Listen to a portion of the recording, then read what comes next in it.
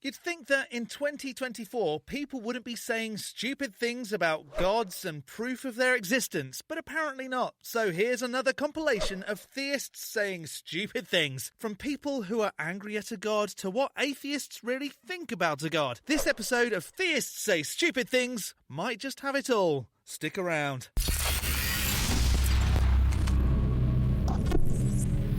Hello, I'm the Skeptic, the British floating circle that watches people make extraordinary claims, and then I explain why I don't accept what they're saying. There are some very silly claims out there that have no substantial evidence to back them up, especially when it comes to gods, which is why Theists Say Stupid Things was born. A collection of videos with theists making claims and one British idiot explaining why that doesn't make any sense. This video is part of a series, so feel free to check out the others in the playlist in the description. However, before we see yet more stupid things, if this isn't your first Skeptic video, hit the like, the subscribe and the bell and get more videos like this in your feed. And a super thanks to those that hit super thanks in some recent videos: Joji Doobie, Condor Boss, Ashton Fall, Karen Tuplin, Diana Rising, Polly Pockets, Kevin Potts, Type Up, Distinct Dipole, New Pitbull, Elizabeth and Dan Johnson. Lisa the Rainbow Giraffe bestows leaves upon you all. More hen. So here's some divine proof of a god's existence, thanks to the human heart, apparently. The complex and flawless functioning of our heart system is truly astonishing. Consider this: our small organ beats approximately 100,000 times a day, and continues this process throughout our lives without pause. With every beat, it transports vital oxygen and nutrients to the farthest corners of our body, and it does all this automatically, without us even being aware of it. What is it with theists using AI voices to make videos for them? Lazy. And yeah, we're unaware of many things. Thanks, autonomic nervous system. I can breathe without having to worry about it. The perfect operation of this system cannot merely be the result of chance. It's not chance when our brains have evolved over millions of years to do so. I guess the brains of the creatures that didn't automate breathing and heart pumping didn't survive, and so their non-auto-breathing pumping genes weren't passed on. Come on, AI, you're not even trying. Each part of the heart, every valve, and each electrical impulse works in perfect harmony and precise timing. This level of perfection appears more like the product of intelligent design rather than a coincidental outcome. What about the people that are born with holes in their hearts, or one of the many other heart defects? If an intelligent mind designed it, how does it get it very wrong sometimes? To better understand this, let's consider the example of a car. Every component of a car, from its engine to brakes, steering wheel to gearbox, has been carefully designed and assembled by engineers. Just like trees and mountains and even lakes carefully designed by... Oh, hang on. No, they're not. So what a stupid thing to say. No one would argue that the parts of a car could randomly come together and function on their own. No one would say that about hearts either. But you can literally see them forming in the wombs or eggs of creatures. Each part has a designer, an engineer behind it. Following this logic, it seems inconceivable that the heart's incredibly efficient system could have come into existence without a designer or engineer. Or you just lack imagination and want to take the easy way out. An undemonstrated god did it. Even if that was the case, how could you prove it was your god, and not Lisa the Rainbow Giraffe leafy upon her pooping the heart into existence? Each beat of our heart stands as evidence of this perfect design.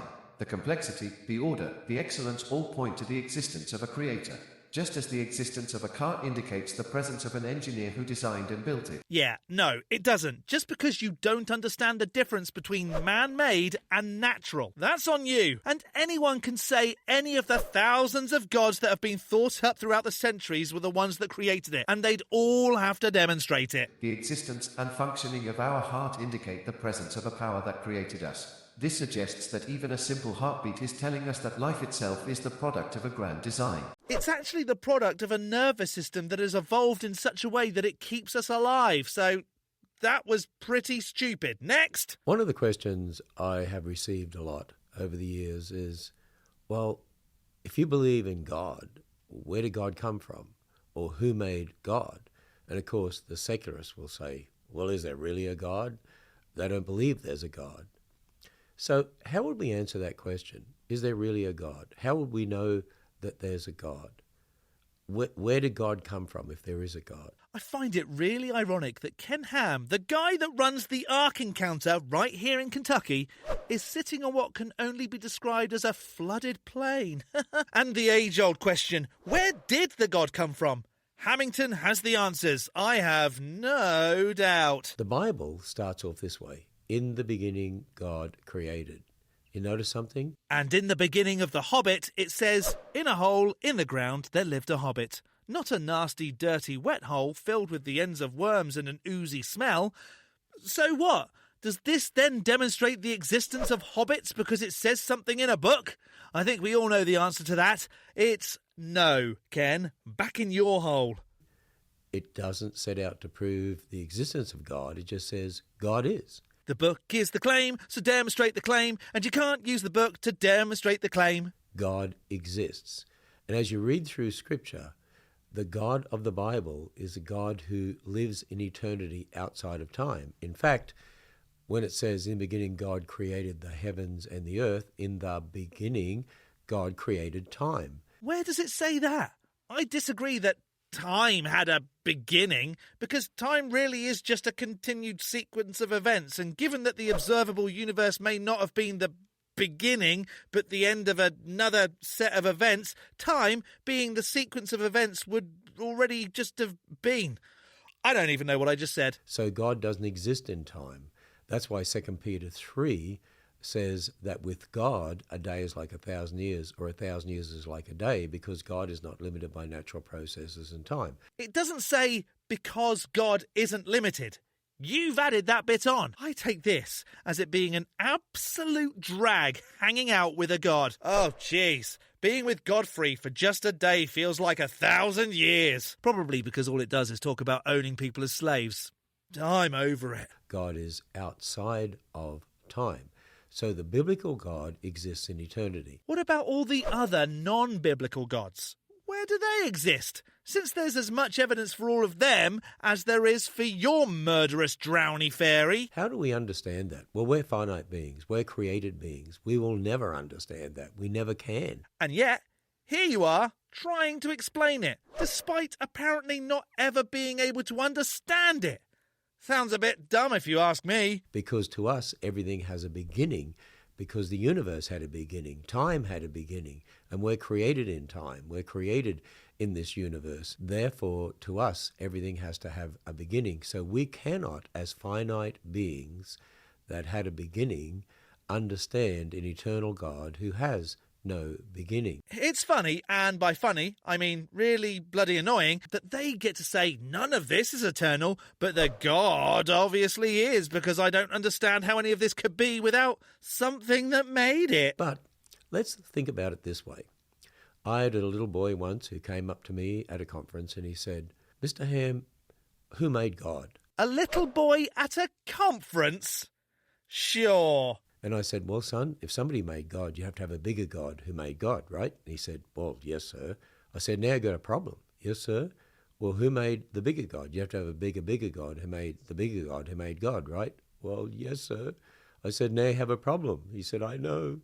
"Who made the bigger God? You have to have a bigger God who made the big God who made the big God who made God, right?" "Yes, sir." I said, "Now I've got a problem." I know, he said. "See," I said, "you could go back and have a bigger God and a bigger God and a bigger God and a bigger God. You keep going back till you've got to get to the biggest God of all, which means the God who exists in eternity, the God who's outside of time. That's the only thing that makes logical sense. Nothing else makes sense." Or it just makes more sense that at the centre of black holes, a condensed ball of matter known as a singularity just pops under the pressure, making the cosmos an everlasting eternal mess of popping and exploding and crashing and colliding, and nothing supernatural is needed to have any of that happen. Think about it from a secularist perspective. Why does matter even exist? Where did matter come from? When I debated Bill Nye in 2014, one of the questions asked was, where did matter come from? And his answer was, "I don't know, it's a mystery." And I said, "Well, Bill, we have a book that tells us where matter came from. In the beginning, God created the heavens and the earth. He created matter. Well, what if I had a book that said, "In the beginning, Lisa the rainbow giraffe, leaf be upon her, pooped everything into existence"? Does that then mean that matter came from the butthole of a giant cosmic rainbow deity? You see, what do secularists believe? That matter has eternally existed, or matter came from nowhere for no reason, or that energy has always been there, or space has always been there, or time has always been there?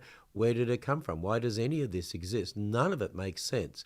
No, it does. You just said. What if it has always just been? You answered your own question and then ignored the answer because your book, that is way younger than the universe, said something that hasn't ever been demonstrated. Except you have an eternal God who's outside of time, who is infinite in knowledge and wisdom, who created all things just as the Bible tells us. You know, it's interesting. I heard Richard Dawkins once asked about, a life on Earth and so on, and he suggested the idea that there could have been life on another planet that brought life to Earth and seeded life on Earth. But then the question is, where did that life on the other planet come from? Did other aliens seed that planet with life, so then they would come to this planet and seed this with life? And then where did they come from? Then were there other aliens? It's interesting. I think fallible man would believe in eternal aliens, but not an eternal God. Well, given how we've seen that life has emerged on this planet, and given that there are billions of planets out there, the chances of life evolving like it has here is far more plausible than an undemonstrated sky fairy making it all happen. Why would they do that? Because to believe in God is to understand that he created us, he created all things, therefore he owns us, therefore he sets the rules, therefore he decides what's right and what's wrong. And it decides which folks to drown and which ones to own later in life and which one to make a version of itself out of just to kill itself later to make itself feel better about itself. Yeah, sounds legit. And we don't want that. We have a sinful nature. We're in rebellion against God. So we'll believe in eternal matter. We'll believe in eternal big bangs. We'll believe in eternal energy or eternal something, but we don't want to believe in an eternal God. Well, mostly because no God has ever been demonstrated to exist, and all the other stuff that you've whinged about has a natural and demonstrable explanation. One other little interesting thing to point out. DNA is the most complex information language system in the entire universe, and life is built on DNA. And there's no way DNA could come about by chance, because we've never seen matter produce one bit of information. We've never seen matter produce a language system. DNA isn't information. It's combinations of chemical building blocks. That's it. There are zillions of bits of information in living things in this world. It's absurd to believe that life could have arose by natural processes. Well, I say it's absurd to think that a god did it. Now what? But it's interesting. You'll see an archaeologist that'll go into a cave and they'll find an arrowhead. And they'll say, oh, there was life here. Look, you can tell. Intelligence made this into an arrowhead. It just hasn't eroded as a stone. It's actually had intelligence imposed upon it. That's why it looks like an arrowhead. And they'll say, intelligence was here. And yet they'll look at DNA, the most complex information system in the entire universe, and say, oh, no intelligence happened by chance, random processes. Oh, it's so inconsistent. Well, when arrowheads start making up the building blocks for creatures, maybe we can all change our stance on it. But good luck with that one. Totally inconsistent. Man just doesn't want to believe in God because of our sinful nature. In the beginning, God created. That makes sense of everything. Or maybe it makes sense to you because you choose to ignore the mountains of evidence that suggest that actually all this is naturally occurring. No magic skyfolk needed. Next! Lately I've been getting a bunch of comments about how there's no proof God exists. And so people are like, God doesn't exist. There's no proof. On like all my videos. Anyway, I brought up 2 verses to discuss that because God doesn't need to prove himself that he exists. Well, first of all, proving a god to people who also don't believe that the Bible is the word of said wizard of Skyland isn't going to get you anywhere. And second, it doesn't need to prove that it exists. So does that mean you have zero proof and you just believe because you want to? Well, that would be far more honest to say. Alright, so let's start with 2 Corinthians 5:7. It says, we walk by faith, not by sight. It's not faith if you see something. It's not saying, oh, I have faith that my bathroom got redone. It either did or it didn't. But that's what faith is. Faith is the hope for things unseen. And then if we go over to John 20, verse 29, Jesus says to his disciples as he resurrected from the dead, imagine Jesus as like a real human being who you just saw die, now he's back. Except there's zero proof that happened. Sure, there probably was someone called Jesus that was killed on a cross. But after that, there's absolutely zero evidence outside of the Bible which makes the claim that a person rose from the dead. Sorry, how is that remotely convincing? Telling you, I'm the Son of God. I'm healing people. Listen to me. I'm back from the dead. He said, because you've seen me, you believed. Blessed are those who have not seen and yet believe. That character said blessed. I say gullible, or that this whole thing just seems made up. Because even his own disciples who saw him resurrect from the dead had a hard time believing it was actually him. Imagine how much harder it is for people who never saw Jesus in the body. How hard it is for them to believe. Imagine how hard it is for people to believe a fat man in a red suit flies around an entire planet in one night to give well-behaved and rich kids presents. And how difficult it is to believe a rabbit goes around everyone's houses to hide eggs. And how out of the question it is to believe a tiny winged woman collects teeth from under pillows. And yet, some people believe anything they're told by people they trust. But Jesus says, blessed are those who have not seen and yet believe. I haven't seen and yet I believe. What do you want, like a medal or something? Oh, hang on, looks like you've got one. I don't need to see a physical being for me to believe it's there. For me to believe he's real. I know in my heart he's real because he's transformed my life. That's what he says to do. He guarantees to fulfill his promises, and that's what he's done. Were any of those promises to get you some cute purses and handbags? Because, girl, he nailed it. I love how a powerful God helps privileged white women, but won't help starving nations in Africa. The Lord has fulfilled every promise in the Bible. That's not strictly true, is it? There are a number of unfulfilled promises in the Bible. Take 1 Chronicles 17:9. I will establish a place for my people Israel, and they will not be disturbed anymore. Violent men will not oppress them again. I will subdue all your enemies. Though it doesn't matter how you look at it, God's people have been everywhere and not accepted. And that's just one of many. If you go through and look at some of them, you'll find that they all come true. All the promises he makes to us, all the things that he says are possible through him and him alone, they are possible through him and him alone. And yet, they're not all happening. So maybe they're not possible, or maybe it just doesn't exist. So I don't need physical proof to prove that God is real. Why is it my job to prove God is real? Look at the plenty of people, even notable celebrities, who believe that they've been saved by Jesus Christ. I was not the only one, and they're not going to have proof either. Wait, so you don't have proof, and they don't have it either? So what's the point of this, lady? Because faith is the hope for things unseen, and we must walk by faith, not by sight. I'd much prefer to walk by faith with Jesus than by sight of the things I see on this earth. Well, that's up to you. I'd rather accept things that are true, rather than accepting something ad populum. It's not cutting it. And the relationship I have with Jesus is way better than anything the things of this earth could give me. Well, that just makes me feel bad for you, because you're probably missing out on some very real, demonstrable relationships, miss. But whatever. Next! Hey everybody, today I'm talking to anyone who is mad at God. If we're really honest with ourselves, this has been a difficult season for pretty much everyone I know. And at the end of the day, when you're a Christian and you know that God is in control, and your life isn't going how you want it to, he's the one we question. I just want to encourage you today that he knows the plans he has for you. There are plans to prosper and not to harm you, to give you a future and a hope. Hold on a second. Does anyone else think it's just plain sad that this guy thinks God has a plan, but he's sitting here wearing an eye patch? Did the God not think you needed that eyeball to work well for you? That doesn't mean that his timing is our timing.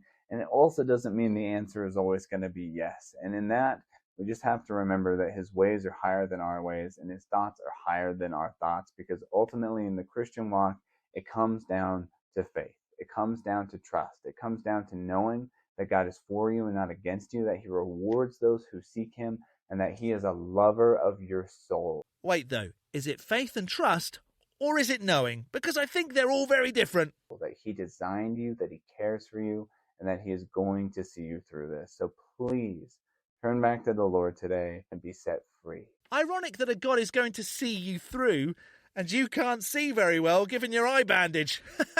That made zero sense and was very stupid. Next! Does God exist? So, did space, time, and matter have a beginning? Now, who was the most famous person to fight for this concept? Might surprise you. Yes, Albert Einstein. Oh, yeah. Albert Einstein, who said there was a beginning. He said that it was actually an unfortunate fact. But yes, space, time, and matter all had a point when they came into being. All of them at the same exact point. Personally, I don't know how comfortable I feel saying that space, time and matter all came into being at one point. Everything we can currently observe, maybe, but not necessarily all time, space and matter. Who knows? Most of us have heard of the Big Bang. I used to think of this as a long time ago, in a galaxy far, far away, was this tiny little dense particle surrounded by a whole bunch of space. But actually, Einstein says no. There was no space, no time, and no matter. Hold on. Didn't Albert say that there's no such thing as absolute time and space? That's not the same, right? And at the same point, they all came into being. That means no outer space, no place to put the universe. There was no time, not even the concept of time. Well, derp, humans are fairly integral to that. And there was no matter, no stuff. And all three exploded into existence at the same exact point. How many of you saw this get painted? Did it still have a painter? Or did the paints just squiggle around and make itself? How many of you saw this mountain form? Did it get put there? Or did it squiggle around and form thanks to the movement of continental plates? You know, natural processes. And comparing natural processes to a man-made painting is very stupid. What about this? The Golden Gate Bridge. Did you see it get built? But do we all believe that it had a builder, a designer, a maker? The bridge didn't just build itself, but someone stepped in from the outside. Did you see this forest get planted? Did someone plant the whole thing, or did it grow due to natural processes? Again, something demonstrably natural shouldn't be compared to something demonstrably man-made. Another way to look at this, whatever begins to exist had a cause outside of itself. How about we change that to whatever begins to exist has an explanation for its beginning? That's much better and removes the need for silly undemonstrated construction trolls that live in Cloudland. The universe had a beginning, therefore the universe had a cause outside of itself. Or the universe had, maybe, a beginning and thus has an explanation for that beginning. We may or may not have the correct explanation, but we're not filling any gaps with a god until a god can be proven. When you think of a spaceless, remember, no outer space, timeless, not held by the concept of time, immaterial, meaning not made of matter, powerful, because it would take incredible power to make all of the universe, the energy that's in the universe, personal, because it takes a person to choose to create, and intelligent, because of the vast amount of information in our universe. So again, if you think of a spaceless, timeless, immaterial, personal, powerful, intelligent creator, who do you think of? Say it with me. Lisa the Rainbow Giraffe, leaf be upon her. Yeah, most of us call him God. This is the same God the Bible describes, but we haven't even gotten into the Bible to get here. Have we proven that this is the Christian God we're talking about? No, not yet. But a creator God is needed for the universe to exist. Nope, Incorrect. There are plenty of explanations for why there's a universe. Big bangs, big bounces, the singularity that this observable universe pops from, being the end of a previous universe or range of galaxies or something, and all the natural explanations don't need a god. Or a rainbow giraffe. Sorry, Lisa, leaf be upon you. Well, it doesn't seem like the stupid things that theists say are going to go away anytime soon, so plenty more theists saying stupid things to come. But perhaps you didn't think some of these things were that stupid. Let me know in the section below. I'm going to skeptic this as not enough stupid to convince me that there is a god. A big thank you to this month's top level ticks on Patreon. Tamo, The Barely Bearable Atheist, George, Godless Granny, Addy Rockart, The Enixes, Jakari, Elizabeth, Whiskey Tech Fred, Rick and Travis, as well as all the $3 base ticks. You can become a supporter on Patreon too at patreon.com/theskeptic. The link is in the description, along with links to all my other socials. Don't forget to hit the like button and subscribe if you haven't already. From me, the Skeptic, stay safe, keep thinking logically and ask questions. Skepticism is the first step towards truth. See you next Saturday.